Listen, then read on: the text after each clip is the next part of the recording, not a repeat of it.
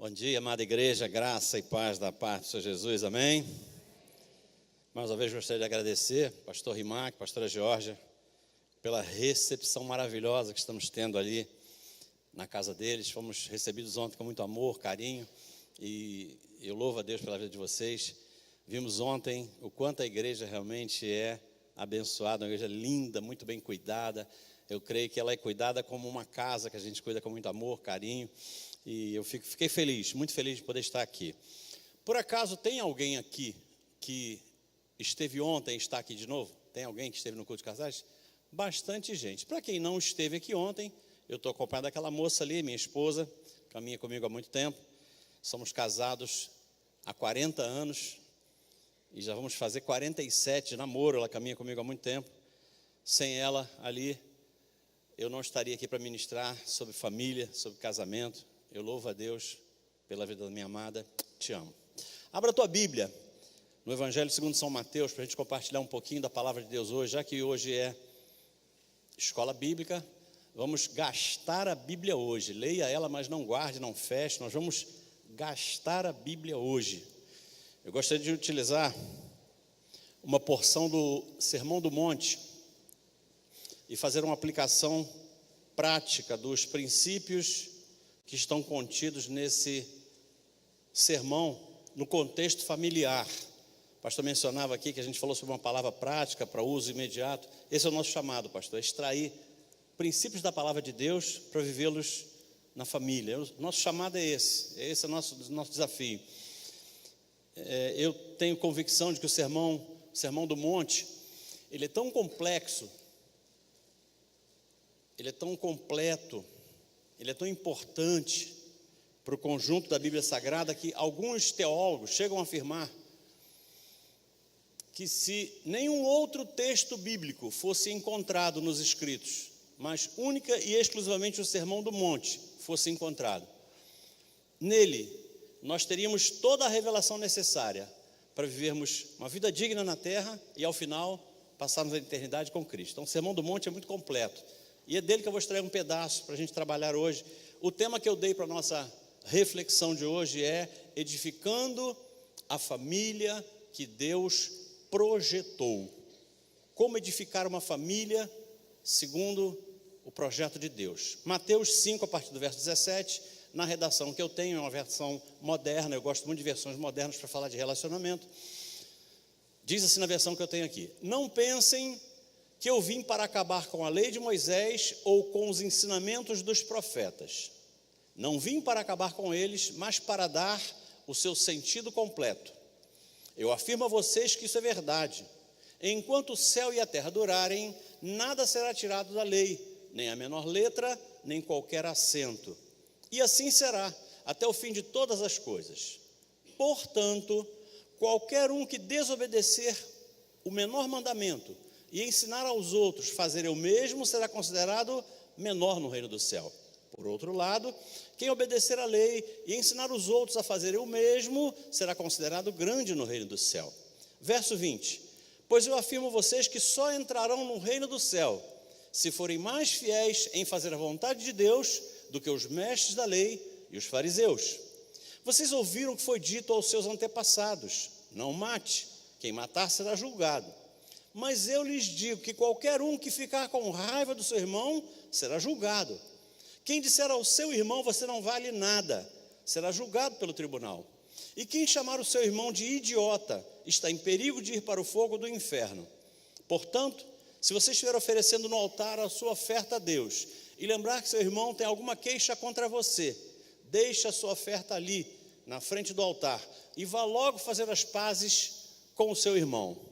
E depois volte e ofereça a sua oferta a Deus. Palavra do Senhor. Feche os teus olhos e não a tua Bíblia. Como eu falei, nós vamos gastar a Bíblia hoje, mas eu quero orar primeiro. Senhor Deus, Pai querido, esta é a tua palavra. A tua palavra que é tão poderosa para realizar prodígios e maravilhas na vida de cada um daqueles que a ouvem e permitem que ela penetre em seu coração e passem a vivê-la na forma integral. Por isso eu peço a Ti, Deus, que ao final desta reunião, ao sairmos por aquelas portas, possamos ter a certeza absoluta em nossos corações que foi o próprio Deus quem falou conosco. Assim eu oro em nome de Jesus. Amém? Amados, eu gostaria de falar um pouquinho sobre família. O nosso chamado é esse, e eu não poderia fugir dele. Existem algumas frases que a gente ouve por aí em redes sociais, ouve no dia a dia. E existem duas frases que a gente ouve com alguma frequência e que eu julgo serem um tanto contraditórias, essas duas frases. Quantos já ouviram aqui a afirmação de que a família é um projeto de Deus? Alguém já ouviu essa frase? A gente ouve muito isso aí, a família é um projeto de Deus. Bom, aliás, a família foi a primeira instituição criada por Deus. Deus criou a família antes da igreja. A primeira instituição criada por Deus foi a família. Interessante que até quem não está na igreja não discorda disso, de que a família seja um projeto de Deus. Rui Barbosa falou que a família é a célula máter da sociedade. Então, é mais ou menos consenso. Só que alguns destes, por não estarem em Cristo, e portanto não terem esse entendimento pleno, bem claro, chegam a afirmar que o casamento é uma instituição falida. Quantos já ouviram essa afirmação? O casamento é uma instituição falida. A gente de vez em quando ouve isso até na televisão. E isso é triste, porque há uma grande incoerência entre essas duas afirmações. Quais, pastor? Diz que a família é um projeto de Deus, mas o casamento é uma instituição falida. Primeiro, pensem comigo, uma nova família, ela só começa a existir, ela só é constituída a partir de um novo casamento. O que dá origem a uma nova família é um casamento. Então, sendo assim, se a família é um projeto de Deus, o casamento também deveria ser tratado como sendo algo divino. Porque casamento e família estão no mesmo pacote, são da mesma essência, da mesma raiz, e deveriam ter o mesmo tratamento, tanto casamento quanto família. E um outro aspecto que eu acho que também confirma essa verdade, é que quando um casamento entra em crise, fica quase impossível manter aquela família de pé. Ou seja, é quase impossível para um casal que não tem uma relação conjugal bem resolvida, constituir uma família estruturada, uma família equilibrada, uma família funcional. Por essa razão, queridos, admitir que essa instituição divina chamada casamento esteja com os dias contados, é a mesma coisa que aceitar que a família está com os dias contados. E nós não podemos admitir isso. Posso ouvir um amém? Nós, como igreja, temos que lutar contra isso e não admitir isso em hipótese alguma. Casamento e família são a mesma coisa, a mesmíssima coisa. Porque casamento e família, nos moldes em que Deus criou, serão sempre o alicerce de toda e qualquer sociedade organizada. Não tem sociedade organizada sem famílias organizadas. Assim como não tem igreja organizada sem famílias organizadas. Quem crê nessa verdade, dê um amém. Uma pergunta que alguém pode estar me fazendo nessa hora é o seguinte: mas pastor, espera aí, vamos pensar aqui, pastor. Se a família é um projeto de Deus, por que a minha família é tão complicada? É razoável pensar assim, sim ou não? Pô, se a família é um projeto de Deus, por que a minha família é tão problemática? Por que eu vivo numa família tão disfuncional? Se família é um projeto de Deus. Bom, a resposta é mais ou menos simples, porque o projeto que Deus entregou ao homem para edificar a sua família, que é a Bíblia Sagrada, ele tem bastante informações, ele é muito detalhado na Bíblia Sagrada. Ali está o projeto de Deus para constituir a nossa família. Mas pastor, se tudo que Deus faz é perfeito, por que a minha família não é perfeita? Amados, eu volto a repetir, a resposta é simples e direta. A nossa família só não é perfeita, não é porque o projeto seja ruim. A nossa família não é perfeita porque eu e você não somos perfeitos. Só por isso, simples assim, porque o projeto que Deus entregou ao homem é maravilhoso. O projeto é lindo, perfeito. Só que a mão de obra que constrói a família não é. Só que a mão de obra que sou eu e você que construímos as nossas famílias, deixamos a desejar de vez em quando. É por isso que a nossa família não é perfeita. Não é porque o projeto seja ruim, é porque nós não somos fiéis ao projeto que Deus nos entregou. Somente por isso. Mas voltando para o texto, nesse trecho do Sermão do Monte que nós lemos, Jesus começa a fazer uma afirmação interessante. Ele fala assim: eu não vim para mudar nada. E diz assim, olha, eu só vim, com as minhas palavras, tá? Versão atualizada do pastor Abner. Eu só vim aqui para tentar explicar melhor para vocês aquilo que os profetas tentaram, mas vocês não entenderam. Você vê que o próprio Jesus diz isso, no verso 17, fala assim, ó, não vim para discordar da lei e nem do que disseram os profetas, mas para dar um melhor entendimento. Jesus foi mestre, e como mestre, ele veio nos ensinar algumas coisas que não estavam bem claras para nós. Amado, Jesus fez isso o tempo todo que ele esteve no nosso meio. Por isso ele é o nosso mestre, amém? Nesse texto que nós lemos, Jesus coloca alguns pilares que são fundamentais na construção da família. Se nós lançarmos com diligência esses pilares que ele coloca nesse texto, as nossas famílias vão se aproximar bastante do projeto original que Deus confiou a nós. Então, o que a gente vai fazer hoje? Tentar extrair desse texto pelo menos 3 pilares que devem existir na nossa família. São 3 pilares que vão aproximar a nossa família do projeto original que Deus entregou a cada um de nós. Amém? Bom, o tema que eu dei para reflexão, eu disse ainda agora, edificando a família que Deus projetou. E dentro de tudo aquilo que Jesus ensinou no Sermão do Monte, eu destaquei esse trecho, porque nele eu identifiquei 3 comportamentos fundamentais nessa construção chamada família. Eu gostaria de começar a falar do primeiro pilar que aproxima a nossa família do projeto original de Deus. O primeiro comportamento a ser colocado em prática para transformar a nossa família tem a ver com o que Jesus diz no verso 19. Vá comigo no verso 19. Aqui eu vou tentar extrair o primeiro pilar para edificar uma família à semelhança do projeto de Deus. Diz assim: portanto, qualquer um que desobedecer o menor mandamento e ensinar aos outros a fazer o mesmo, será considerado menor no reino do céu. Por outro lado, quem obedecer a lei e ensinar os outros a fazer o mesmo, será considerado grande no reino do céu. Pastor, que princípio é esse? Que pilar é esse? Que fundamento é esse? Queridos, eu gostaria de chamar esse primeiro fundamento aqui de exemplo. Não se constrói uma família à semelhança do projeto original de Deus se nós não formos referência, se nós não formos exemplo. O que ele está falando aqui é mais ou menos isso. Jesus está ensinando a mim e a você a importância de sermos referência no meio daquelas pessoas que convivem conosco.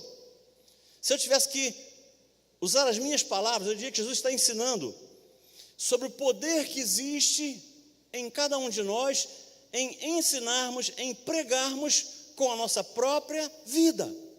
Isso é fundamental.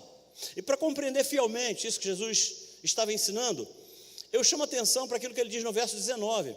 Em outras palavras, se eu tivesse que usar as minhas palavras para dizer o que ele estava dizendo, eu diria que ele estava falando o seguinte: quem desobedecer ao menor mandamento e com essa sua desobediência induzir os outros ao erro, será considerado pequeno.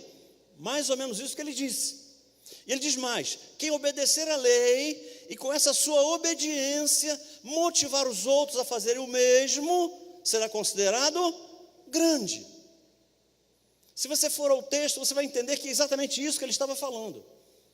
Quem viver desobedecendo a lei e acabar induzindo os outros a fazer o mesmo, será considerado pequeno. Agora, quem obedece à lei e acaba motivando, incentivando, desafiando os outros a fazer o mesmo, será considerado grande. Era isso que ele estava dizendo. Jesus estava ensinando para mim e para você sobre o poder transformador que existe no exemplo. Jesus estava chamando a nossa atenção para que a gente possa refletir um pouquinho sobre a influência que nós temos exercido sobre aquelas pessoas que convivem conosco. Por que isso? Pensem comigo. Gente, quando a gente aceita Jesus, e se você mora numa casa onde você é o único que aceitou Jesus, você sabe muito bem do que eu estou falando. Quando a gente aceita Jesus, a gente vira vitrine. A gente vira vitrine. Começa todo mundo a olhar para a gente e tentar ver em nós o que é que mudou. O que foi que aconteceu conosco. Nós passamos a ser vitrine. Razão pela qual nós temos que ser muito cuidadosos, mas muito cuidadosos mesmo a partir do momento que a gente aceita, declara viver para Cristo. Porque o tempo todo, queridos, a nossa família vai ficar observando a nossa vida, nosso comportamento, aquilo que a gente faz, aquilo que a gente fala. Principalmente quem não aceitou ainda a Jesus na nossa casa. Na verdade, eles vão querer ver em nós, pensa se não é assim, se Jesus transformou verdadeiramente a nossa vida, ou se simplesmente nós trocamos de roupa. Os nossos familiares vão ficar olhando para nós, para ver se a nossa vida realmente foi transformada, ou somente o nosso discurso aqui mudou. A gente passou a falar o evangeliquez agora. Amados, a nossa vida fala muito mais alto do que a nossa voz pode falar. Aquilo que a gente faz, ouça, aquilo que a gente faz, influencia muito mais do que aquilo que a gente fala. Amados, como profeta da família, eu preciso chamar a tua atenção para algo que é fundamental. Fundamental. E é uma pergunta que nós temos que fazer para nós mesmos. Será que o nosso comportamento, será que a nossa vida, será que aquilo que a gente tem vivido na nossa casa tem aproximado ou tem afastado a nossa família de Cristo? Será que o nosso comportamento dentro de casa tem aproximado ou tem afastado os nossos familiares da igreja? É uma pergunta que a gente tem que se fazer. Que tipo de influência que nós temos exercido dentro da nossa própria casa? Porque quando a gente se converte, como cristãos, nós não podemos pensar somente em nós mesmos. Tenhamos consciência ou não, nós sempre estaremos exercendo algum tipo de influência sobre a vida da família, daqueles que convivem conosco. Afinal de contas, você quer ser considerado pequeno ou grande no reino de Deus? A decisão é pessoal, é nossa. Como é que a gente quer ser visto? Jesus diz como fazer para ser considerado grande, e ele também diz o que fazer para ser considerado pequeno. Amados, ouça o que o apóstolo Paulo diz em 1 Coríntios 11, verso 1: sede meus imitadores, assim como eu sou de Cristo. O que ele estava dizendo? Gente, nós temos que ser exemplo. Amados, ouça o que eu vou dizer, o que nós fazemos ensina muito mais, é muito mais didático do que aquilo que a gente fala. Nós não temos consciência do quanto influencia um filho aquilo que eles veem a gente fazendo, a gente vivendo. Precisamos ser instrumentos de Deus nesse processo de santificação da nossa família. Posso ouvir um amém? Temos que ser canal de Deus, instrumento de Deus. Gente, ouça, não basta chegar para um filho e dizer assim: olha, faça o que eu mando, viu? Mas não faça o que eu faço, não. Funciona isso? Nunca funcionou. Não funciona. Não funciona. Gente, não adianta nada a gente chegar diante da esposa. Eu vou falar como homem, então chegar diante da minha esposa e falar assim: não fica olhando para mim não, viu? Olha para Cristo. Adianta isso? Isso como discurso é lindo, mas não muda nada. Ela tem que poder sim olhar para mim e ver em mim Cristo. Esse é o nosso desafio.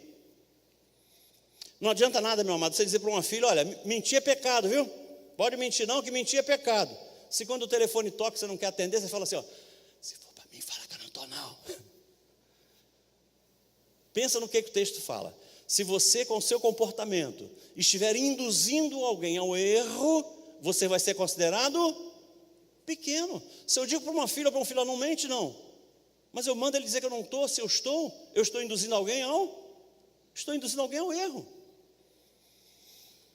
Porque não adianta a gente ficar indignado, e às vezes a gente fica indignado mesmo, né? Mas não adianta ficar indignado, dizendo que Brasília está cheia de corrupto, porque está mesmo.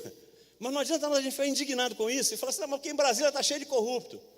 Se o nosso filho assiste a gente dando dinheiro para um guarda, para não ser multado, adianta alguma coisa? Qual é a sinalização que eu estou dando para ele? Não, de vez em quando pode. Em determinadas situações é legal. Querido, não adianta dizer que roubar é pecado se a gente permite que na nossa casa a luz seja desviada, a água seja desviada, que na nossa casa entre DVD pirata, CD pirata. Não adianta nada. Por quê? Porque a vida fala muito mais alto do que o discurso. Antes de dar conselhos, nós temos que dar exemplos. Posso ouvir um amém, igreja? Segundo comportamento que eu encontro nesse texto também, que produzirá transformações poderosas na nossa família, tem a ver com o que Jesus fala no verso 22. Vá comigo no verso 22. Tem outro pilar que eu quero tirar daqui. Diz assim: mas eu lhes digo que qualquer um que ficar com raiva do seu irmão, olhem para mim, o texto me permite O texto me permite dizer o seguinte: olha, qualquer um que ficar com raiva do seu filho, da sua filha, qualquer um que ficar com raiva do marido, da esposa, qualquer um que ficar com raiva do pai e da mãe, será julgado. Quem disser ao seu irmão, ou a qualquer outro membro da sua família, você não vale nada, será julgado pelo tribunal. E quem chamar o seu irmão, e quem mais você quiser chamar, de idiota, está em perigo de ir para o fogo do inferno. É o que Jesus falou aos seus discípulos. Pastor, qual é esse segundo comportamento que temos que colocar em prática nas nossas famílias? Quer dizer, eu chamaria esse segundo comportamento aqui de graça. Graça sobre graça. Se o primeiro é exemplo, o segundo é graça. Amados, no início do Sermão do Monte, Jesus coloca todos aqueles que o serviam, que o seguiam, que estavam com ele, num patamar elevado, numa posição de destaque. Jesus chega a dizer para os seus discípulos que eles deveriam ser sal da terra e luz do mundo. Ele falou isso aos discípulos. Mas qual deve ser o nosso cuidado nessa hora? Ser sal da terra e ser luz do mundo não dá direito a ninguém de se achar melhor do que os outros. Porque o nosso perigo é esse. Algumas vezes é isso que a gente faz. A gente, por se achar sal da terra e luz do mundo, acha que está no outro patamar, no outro nível, que a gente está acima dos outros. Não foi isso que Jesus quis dizer. O que Jesus estava querendo ensinar a mim e a você é que a nossa vida tem que inspirar, desafiar, motivar aqueles que ainda não conhecem a Ele a desejar conhecê-lo. Nós temos que servir de canal de inspiração para aqueles que convivem conosco. Amados, digo mais, nós temos que continuar sendo exemplo, porque é isso que diz o primeiro pilar, mesmo que alguém da nossa família não queira seguir o nosso exemplo. Eu tenho que continuar sendo exemplo, mesmo que ninguém queira olhar para mim e seguir o meu exemplo. Porque o comportamento deles não pode alterar o meu comportamento.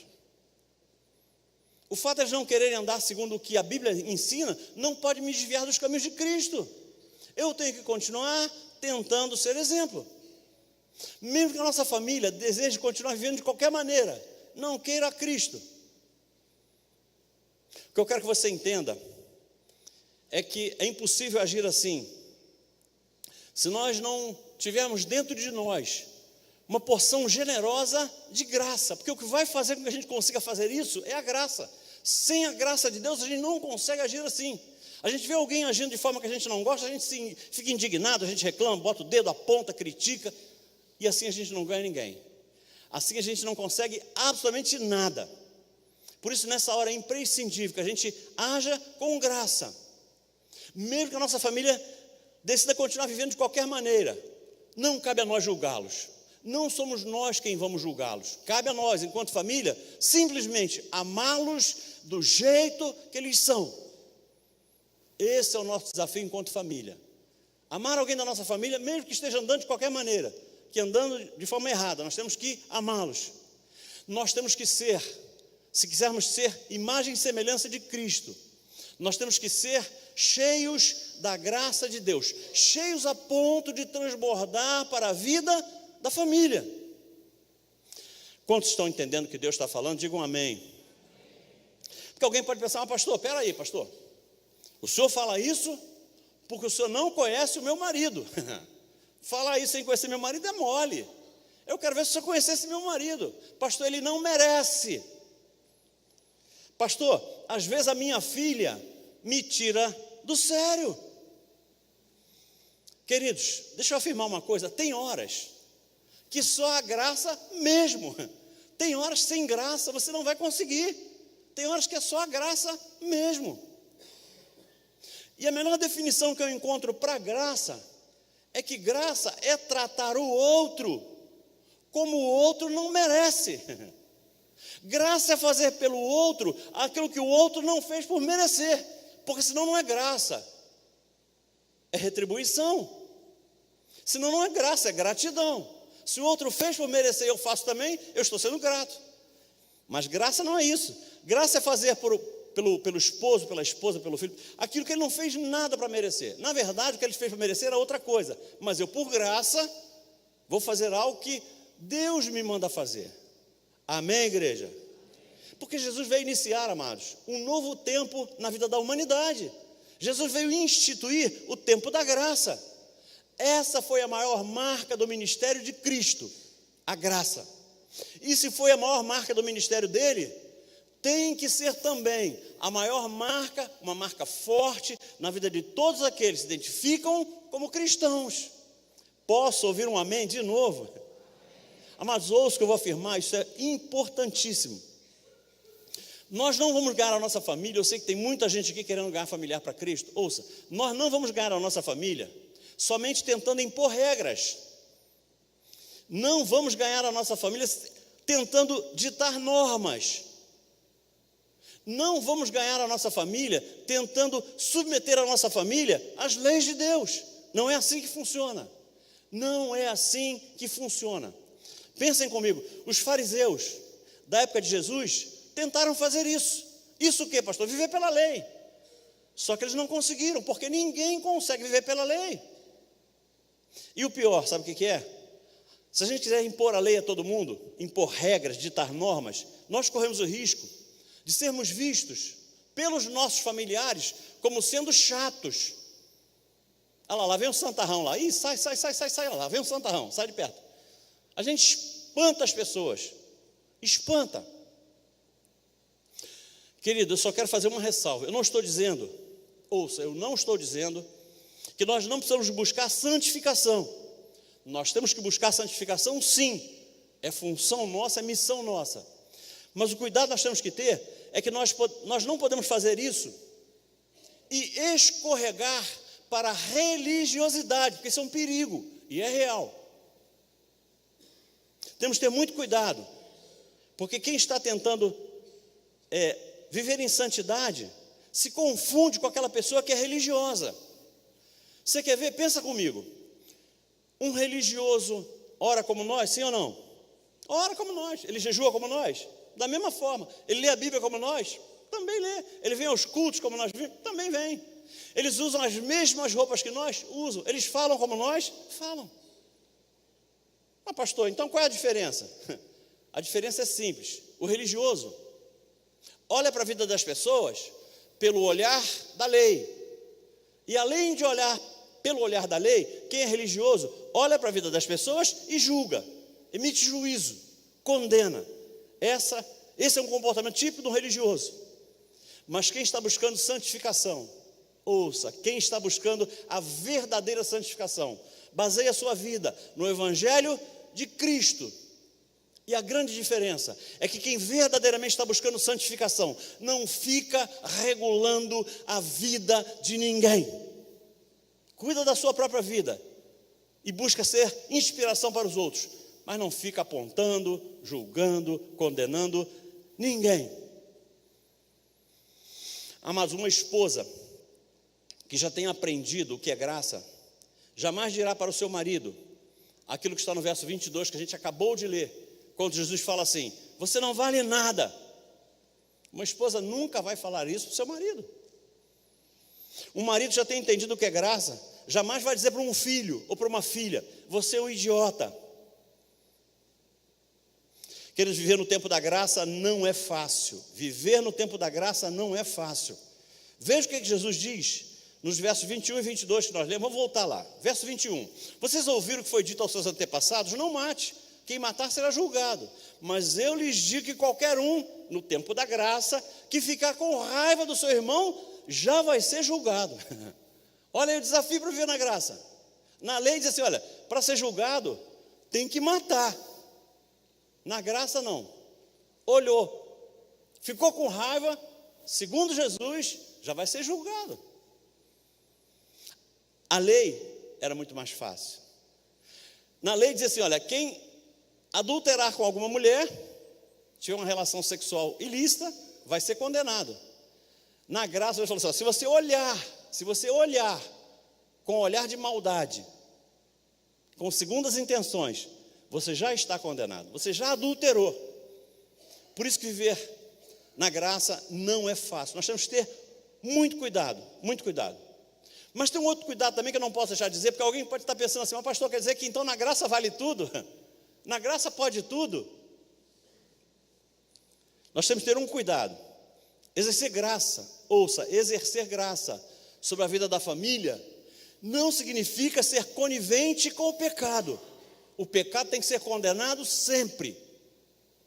O pecado tem que ser condenado sempre, mas nós nunca podemos condenar o pecador. O pecador merece graça e o pecado merece condenação.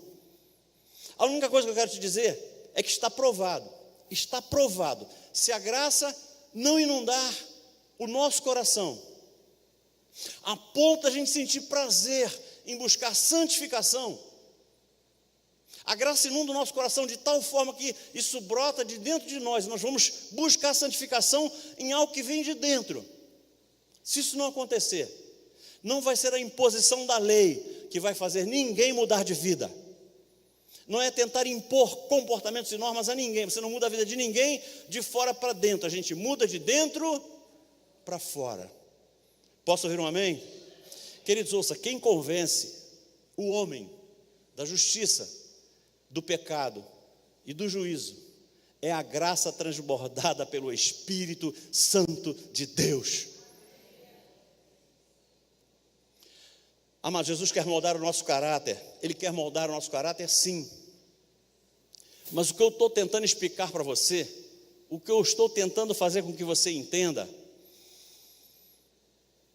é que um caráter reto, um caráter moldado, um caráter tratado, um caráter íntegro, na vida de alguém que ainda tenha coração de pedra, é um perigo. Eu vou repetir. Uma pessoa que tenha caráter tratado e coração de pedra não se parece mais com Cristo. Pastor, não entendi. Queridos, ouça o seguinte: o que atrai as pessoas para perto de nós, o que atrai as pessoas para nós, o que chama a atenção das pessoas para nós, não é somente um caráter reto, mas principalmente um coração que compreende, um coração que abraça, um coração que ama, um coração cheio da graça de Deus, cheio a ponto de transbordar para a vida do marido, da esposa, do filho, da filha, do pai e da mãe. Amém, igreja? E o terceiro e último comportamento que vai transformar a nossa família para que ela seja aquilo que a gente quer que ela seja, tem a ver com o que está registrado nos versos 23 e 24. Vá comigo lá para a gente fechar aqui.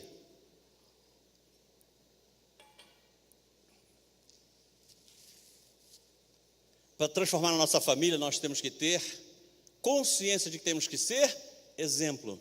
Para transformar a nossa família, temos que ter consciência de que precisamos usar de graça.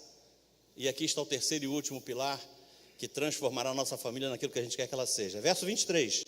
Portanto, se você estiver oferecendo no altar a sua oferta, e lembrar que seu irmão, e eu volto ao que eu falei, não é só irmão não, viu? Se você lembrar que seu pai, seu filho, sua mãe, sua filha, seu marido, sua esposa, tem alguma queixa contra você, deixe a sua oferta ali, na frente do altar, e vá logo fazer as pazes com essa pessoa.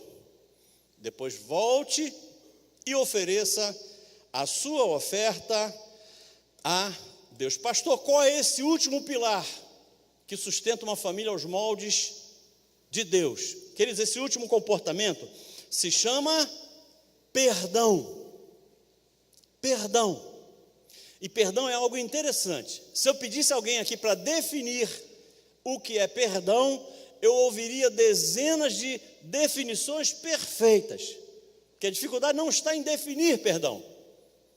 A dificuldade está em vivê-lo. A dificuldade não está em definir perdão. A dificuldade está em pedir perdão. A dificuldade não está em definir perdão. A dificuldade está em liberar perdão. Esse é o nosso grande desafio. É um dos nossos maiores desafios. Eu não vou me aprofundar aqui sobre perdão, porque levaria quase um culto inteiro só para falar de perdão, mas uma coisa eu quero te dizer. Alguém pode pensar assim: pastor, me ajuda a entender isso. Eu já pedi perdão a Deus pelos meus pecados. E eu tenho certeza absoluta, pastor, mas eu tenho certeza absoluta de que Deus já me perdoou de todos eles. Porque quem conhece a palavra sabe que se a gente se arrepende, deixa e pede perdão, Deus perdoa na hora. Deus não impõe condições. Então a pessoa tem no seu coração essa certeza: eu fui perdoado por Deus, eu não tenho dúvidas. Mas, pastor, tem um negócio que eu não entendo, pastor, tem um negócio que me incomoda. O quê? Quando eu me aproximo dessa pessoa, meu coração ainda dói. Você conhece alguém que vive assim? Meu coração incomoda, meu coração dói. É algo que para mim ainda é desconfortável. Mas eu vim aqui te revelar algo fundamental. A Bíblia afirma que da nossa relação com Deus, nós receberíamos perdão. Onde é que está isso? 1 João 1,9. Diz assim: se confessarmos os nossos pecados a Deus, Ele é fiel para nos perdoar, e o sangue de Jesus nos purifica de todo o pecado. Então eu deduzo que o sangue de Jesus nos justifica diante de Deus. Mas a gente sabe que a gente não precisa somente de perdão. O perdão somente não resolve. Por quê? Porque do problema que aconteceu entre nós, ficaram sequelas. Aquilo machucou a nossa alma, feriu a nossa alma. Tem coisas ainda a serem tratadas. Por isso que a gente não precisa somente de perdão, a gente precisa também de cura. E o coração dói por isso, porque não houve cura. Não basta estar em paz em Deus, amados. Não basta estar em paz com Deus.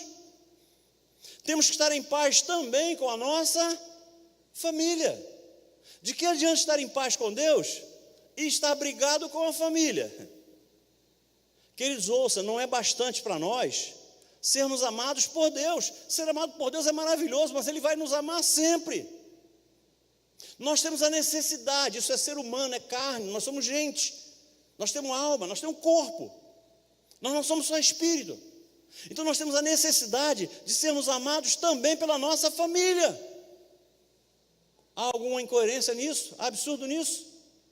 Não basta ser amado por Deus, eu tenho que ser amado também pela família. Eu não me sinto suficientemente em paz se eu souber que Deus me ama, mas a minha família me odeia. É verdade isso? Amados, quando vivemos algum conflito nos nossos relacionamentos familiares, esses conflitos normalmente deixam em nós feridas. A nossa alma fica machucada. E quando isso acontece, o perdão que Deus nos concede não resolve. O perdão que Deus derrama sobre nós não é suficiente. Por quê? Porque o perdão que Deus derrama sobre nós não restaura necessariamente as nossas relações familiares. Enquanto aquela ferida estiver aberta, a relação familiar não se restabelece. Enquanto aquela ferida estiver aberta, a relação não volta ao normal, a comunhão não pode ser restaurada. Pastor, como é que eu resolvo isso então? Porque esse é o meu caso. Como é que eu resolvo isso? Eu estou vivendo isso. Queridos, Deus nos revelou uma resposta para isso. Receita para corações feridos. Tiago 5,16. Se você quiser abrir aí. Tiago 5,16 tem a receita para corações feridos, almas machucadas. Diz assim na versão que eu tenho aqui.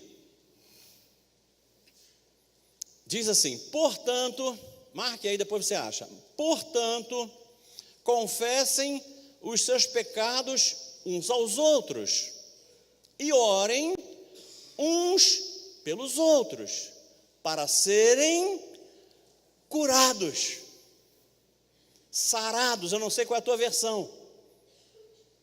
Aqui não está falando de confessar pecado a Deus.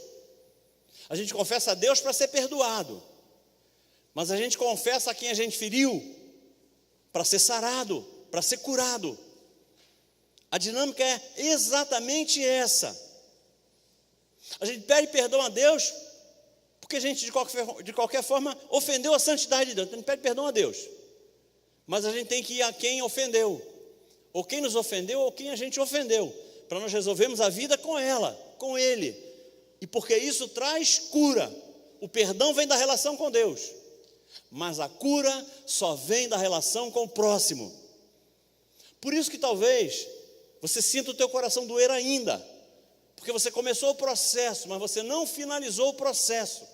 Você começou da forma correta, indo a Deus e pedindo perdão a Deus, mas você não continuou, você não finalizou, você não concluiu tudo. E nesse texto tem um detalhe que pode fazer toda a diferença e nos ajuda bastante. Olha o que diz o texto, gente, olha só a sutileza do texto. O texto fala assim: portanto, se você estiver oferecendo no altar a sua oferta e lembrar de que seu irmão tem alguma coisa contra você. Interessante isso. Interessante que o que incomoda muito a nós é quando a gente tem alguma coisa contra o nosso irmão. Aquilo nos incomoda. Aquilo faz com que a gente tome uma decisão, porque está me incomodando. Então eu tenho que ir lá e tenho que resolver isso que está me incomodando. Mas quando é alguém que tem alguma coisa contra nós, o nosso comportamento é completamente diferente. É ou não é, pastor Rimac? Quando está incomodando a gente vai querer resolver logo. Mas se não está me incomodando, está incomodando a outro. Se é alguém que tem alguma coisa contra mim, a gente fala o quê? Incomodado que se mude. Eu não estou incomodado. Mas o texto diz assim, olha, se você vai oferecer a tua oferta, vamos trazer para a realidade, você está vivendo uma vida de santidade, uma vida em Deus, e a gente tem consciência de que alguém tem alguma coisa contra nós. A Bíblia diz, vai até lá e resolve, vai até lá e desenrola.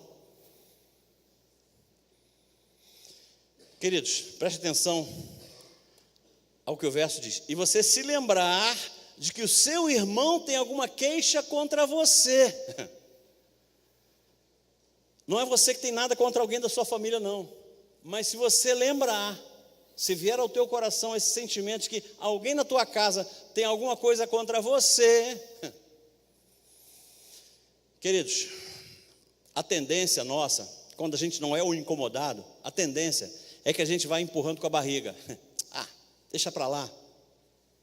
Mas o texto diz que somos nós que temos que tomar a iniciativa e tentarmos resolver antes de continuarmos vivendo uma vida de comunhão com Deus. E aqui entra um entendimento equivocado de muitos de nós. A gente tem alguma coisa mal resolvida na família e a gente fala assim, deixa para lá, um dia ele esquece, deixa para lá, um dia ela nem se lembra mais. Ou então a gente fala assim, o tempo vai resolver isso, o tempo é o Senhor da razão. Já ouviu isso? O tempo é o melhor remédio. A gente enche a boca para falar isso. Queridos, ouçam o que eu vou dizer. Se tempo e não perdão resolvesse feridas na alma, ninguém ficaria 1 ano, 2 anos, 3 anos, 4 anos, 5 anos morando na mesma casa sem se falar. Porque os 5 anos já tinham resolvido. Se o tempo resolvesse tudo, um não jogava na cara do outro alguma ofensa que sofreu há 10 anos atrás. Se joga na cara do outro 10 anos depois, é porque o tempo não resolve tudo. Não resolve. Não resolve. Ou então, não sei se você ouviu alguém que não entendeu ainda o que é perdão, falar o seguinte para o cônjuge: olha, eu te perdoo, viu? Eu te perdoo, mas com uma condição.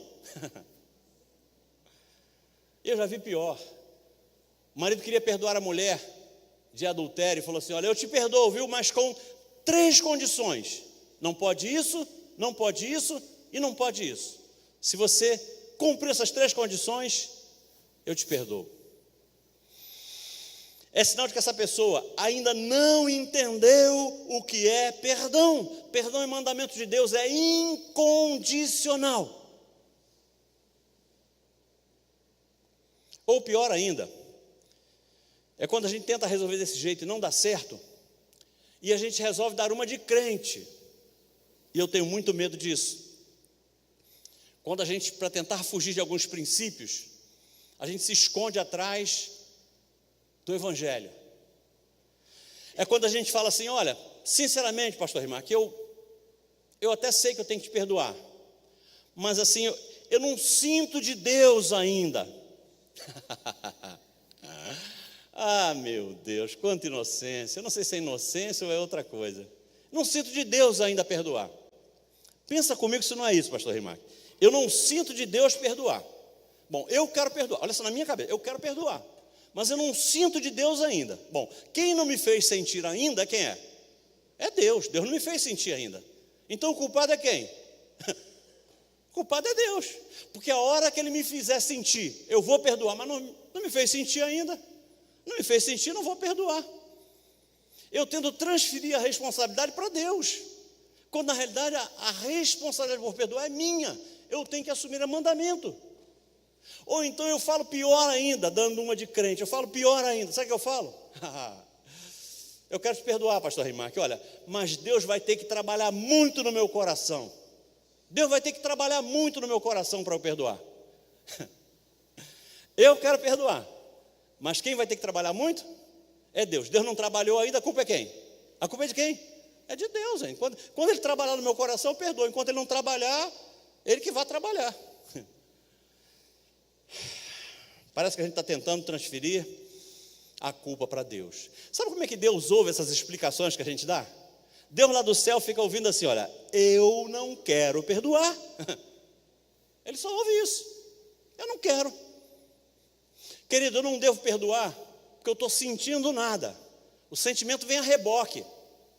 A minha decisão de perdoar move os céus, quebra barreiras espirituais. E lá na frente eu vou sentir.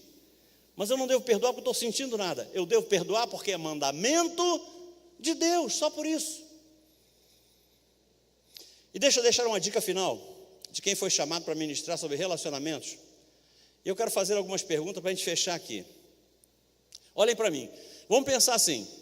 Eu magoei alguém. Vamos usar minha esposa. Eu magoei a minha esposa. Eu tenho consciência disso. Não tenho dúvida. Eu magoei ela. Quem tem que pedir perdão? Quem? Eu, Sim ou não? Algum absurdo nisso? Bom. Aí eu tenho consciência de que não fui eu que pediu, não fui eu que errei. Foi ela que errou. Na minha cabeça eu tenho consciência plena de que não foi culpa minha. Foi ela quem errou. Houve um conflito. Quem tem que pedir perdão? Quem? Pode falar. Eu. Esse é o nosso erro. Porque na minha cabeça não fui eu culpado, foi ela. Mas na cabeça dela não foi ela culpada, fui? Aí fica assim, ela esperando que eu peça e eu esperando que ela peça. E cada um achando que o culpado foi o outro. Sabe quando é que termina esse jogo? Sabe quanto? 0-0. 0-0. Eu esperando que ela peça perdão porque eu acho que foi ela que errou. E ela esperando que eu peça porque achando que foi eu que errei. Queridos, ouça, em todo e qualquer relacionamento entre duas pessoas, existe uma consciência quase que inconsciente, se é que eu posso chamar assim, de que numa relação a dois, sempre, ambos têm consciência de que em que nível espiritual a gente está. Por exemplo, eu tenho uma relação com o pastor Rimac, e na minha cabeça ele é muito mais espiritual que eu. Ou na relação dele comigo, ele fala assim, não, o Abner é muito mais espiritual que eu. Isso é inconsciente. Todo mundo na sua relação com uma pessoa tem essa avaliação. Eu sei na minha relação com alguém, se a minha espiritualidade realmente razoável, não, ele é muito mais espiritual que eu. Então assim, pensa comigo, qual é o perigo disso? Isso a gente faz inconscientemente. A gente sempre tem uma avaliação de como é que está a nossa espiritualidade em relação a alguém. Qual é o perigo? Normalmente quem numa relação com alguém ferida se acha mais espiritual, pensa assim, bom, se eu sou mais espiritual, eu erro menos. Porque a tendência é essa, o mais espiritual erra menos. Então assim, na minha relação com ela, se eu me acho mais espiritual, eu falo, não, eu erro menos. Bom, se eu erro menos, nesse caso onde houve conflito, não fui eu que errei, foi ela. Então quem deve pedir perdão é ela. Qual é a incoerência que existe nisso? Pensem comigo. Se na minha relação com ela, eu tenho consciência que o mais espiritual sou eu, é no mínimo incoerente eu achar que ela que não tem a espiritualidade que eu tenho, vá tomar uma iniciativa que eu não tive coragem de tomar. Nessa hora, como é que a gente prova que a gente é espiritual? Tomando a iniciativa. Porque se a gente não toma a iniciativa, a gente acha que é espiritual, a gente não é, a gente é religioso. Porque na verdade a gente prova a nossa espiritualidade nessa hora. é na hora de tomar a iniciativa de buscar reconciliação. Aí a gente prova se a gente é espiritual ou a gente não é espiritual. Quem tem ouvidos, ouça o que o Espírito diz à igreja. Louvado seja o nome do Senhor. E eu fecho aqui. Se você ainda assim insiste em dizer que não consegue perdoar, pastor, sinceramente eu ouvi tudo que você falou, mas eu simplesmente não consigo perdoar. Eu deixo aqui uma dica final, eu fecho aqui. A Bíblia diz em Colossenses 2,14, algo que eu deixo para sua meditação. Colossenses 2,14 fala assim: Cristo riscou a cédula da dívida que era contra nós e cravou-a na cruz. Pensem comigo. Às vezes a gente acha que é espiritual o suficiente para equilibrar misericórdia e justiça. Na nossa cabeça a gente sempre acha quando é que tem que exercer misericórdia e quando é que tem que exercer juízo. A gente sempre acha que sabe. Só que a Bíblia diz que enganoso é o coração do homem. O único que sabe quando deve exercer misericórdia ou justiça é Deus, só Ele. Ele, como ninguém, sabe quando deve exercer juízo e quando deve exercer misericórdia. Então, quando a Bíblia diz que Cristo riscou a cédula da dívida que era contra nós e cravou-a na cruz, ele estava dizendo o seguinte: aquela dívida que você tinha, por erro que você cometeu, Jesus está dizendo o seguinte, vai botar um risco, botar assim, PG, porque a cédula da dívida não é queimada, a cédula da dívida não é rasgada, a cédula da dívida vai estar lá, só que vai estar escrito assim, pago. Jesus já pagou por essa dívida. E ele vai pegar essa cédula e vai cravar na cruz. O que é que eu quero que você entenda? Quando você perdoa, você não apaga a transgressão de quem pecou contra você. Pastor, que é isso? Ouça, quando você perdoa, você não apaga a transgressão que alguém cometeu contra você. Mas você simplesmente faz o seguinte: você pega a cédula da dívida que você tem, porque pecaram contra você, te magoaram, injuriaram, caluniaram, traíram. Você pega essa cédula da dívida, e quando você perdoa, você transfere essa cédula às mãos de Jesus. E você diz no reino espiritual para ele, você fala: Jesus, eu não vou reivindicar mais nada por essa dívida. A partir de hoje, eu saio fora e eu entrego nas tuas mãos. Essa dívida passa a ser tua e não minha. E confie em Jesus, porque Jesus vai fazer aquilo que for justo. Se Jesus achar que quem pecou contra você merece misericórdia, ele vai exercer misericórdia. Se Jesus achar que quem pecou contra você merece juízo, ele vai exercer juízo. E não adianta ficar com pena, porque a tua pena não tem mais poder do que as misericórdias do Senhor. Não tem. Então é entregar nas mãos dele e confiar a ele, porque ele vai fazer aquilo que é justo. Ele vai fazer aquilo que é justo. Gente, não adianta ficar guardando ressentimento de ninguém, mas de ninguém. Eu costumo dizer que quando você fica guardando ressentimento de alguém, já pensou assim? Pensa bem, você guarda ressentimento de alguém, aí a pessoa vem para a igreja, passa por você na porta e ri.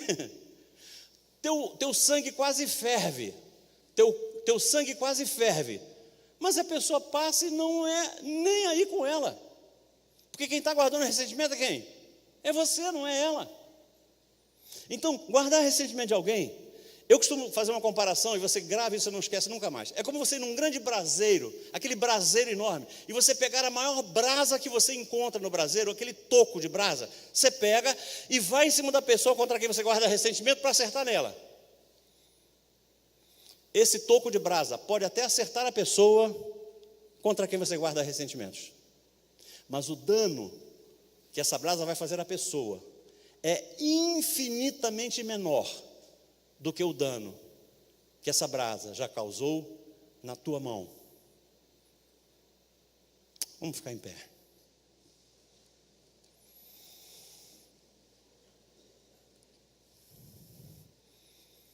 Queridos, a Bíblia Sagrada, ela não é somente o nosso manual de fé. Ela é o manual de fé? Sim, ela é o nosso manual de fé, mas ela não é só isso. Ela é o melhor conjunto de ensinamentos que existe sobre relacionamento humano. Eu tenho dito ultimamente com alguma frequência que a nossa qualidade de vida, perceba isso, a nossa qualidade de vida está diretamente ligada à qualidade dos nossos relacionamentos. Pastor, não entendi. Quanto melhores relacionamentos você tiver, existe uma tendência de você ter uma melhor qualidade de vida. E quanto piores forem os teus relacionamentos, existe uma tendência a você ter uma qualidade de vida inferior. Porque a nossa qualidade de vida ela é influenciada pela qualidade dos nossos relacionamentos. E dentro de todos os relacionamentos que a gente desenvolve na vida, o mais importante, o mais desafiador, é o relacionamento na família. Porque de amigo a gente troca, de colega de trabalho, de emprego a gente troca, de igreja a gente troca, mas de família a gente não troca. É na família, queridos, é na família que nós vamos provar para nós mesmos. Ouça, é na família que nós vamos provar para nós mesmos se o que nós temos dentro de nós é ou não é o fruto do Espírito. É na família que nós vamos provar se o que a gente tem é religiosidade ou é santidade. Porque nos relacionamentos sociais, a gente mostra o que a gente sabe, o que a gente aprendeu, o que a gente sabe que é politicamente correto. A gente mostra em todos os relacionamentos que a gente desenvolve na sociedade. Mas é no seio da família que a gente mostra verdadeiramente quem a gente é. Que o nosso relacionamento no meio da família possa provar para cada um daqueles que convivem com a gente que nós somos verdadeiramente cristãos, transformados, lavados, remidos pelo sangue de Jesus. Não permita, em hipótese nenhuma, que aqueles que convivem com você não vejam em você um grande exemplo, uma referência em exercer graça e alguém que libera perdão incondicionalmente. A hora que você conseguir fazer isso, você vai aproximar a tua família daquilo que Deus concebeu um dia para você viver. Você vai fazer com que a tua família seja algo que você sonhou para viver nela. Então pense nisso. Sem exemplo, graça e perdão, a gente sempre vai ter uma família distante daquela que Deus projetou. A gente vai ter sempre esse sentimento de que família é uma instituição falida, de que não adianta, não vale a pena insistir, porque... Então eu quero que você saia daqui hoje convencida de que se você prezar no seio da tua família ser sempre exemplo, se você exercer graça incondicionalmente em toda e qualquer ofensa que sofrer, e se você decidir sempre perdoar, você vai ter um outro nível de relacionamento familiar. A tua família muda de patamar e você vai ter a família com a qual você sonhou. Quantos recebem essa palavra? Digam amém. Posso orar? Amém? Posso orar, pastor? Senhor Deus Pai querido, aqui está a tua igreja, que durante todo esse tempo esteve atenta, ligada, muito presente, não só em corpo, mas em espírito e em alma, naquilo que estava sendo ministrado na tua casa. Por isso, a minha oração é que tudo aquilo que desceu dos céus, aquela porção que o Senhor separou nos céus para derramar sobre essa igreja no dia de hoje, possa ser recebida sem nenhum tipo de reserva por todos os teus filhos, que os nossos corações possam ter recebido essa palavra e que ela faça morada em nós, e que ela passe a ser referência para nós, todas as vezes que formos ter um tipo de atrito ou qualquer dificuldade no seio da família, nos lembremos de que precisamos ser exemplo, precisamos derramar graça e precisamos perdoar. Eu oro e te agradeço, em nome de Jesus, teu Filho amado. Quando você recebe essa palavra, digam amém. Glória a Deus.